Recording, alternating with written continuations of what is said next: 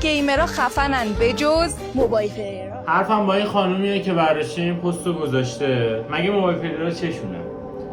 تا الان کدومتون اومدید یه پست بذارید از موبایل پلیرها حمایت کنید؟ بگید آقا موبایل پلیرها رو حمایت کنید، نمیدونم فلانی رو حمایت کنید. همتون پی منفعتتون بودید. با تمام بلاگراتونم. خدا یارش یارو نداره داره با پایین ترین دیوایس از تو بهتر بازی میکنه. چرا نباید حمایت بشه؟ چون یه پلشتی مثل تو میاد این پست‌ها رو میذاره، دست یه بچه 10 ساله رو میگیره این ویدیو رو آپلود میکنه با استفاده مردم بازی میکنه. ترحم میخره. داداش به خاطر این حرف تو من مثل چند نفر کالافو گذاشتم کنار، ناامید شدن از دیوایسشون. هیچ کدومتون نمیرید یه پست بذارید بگید آقا موبایل پلیرها عشق ما هم فلان هم مثلا.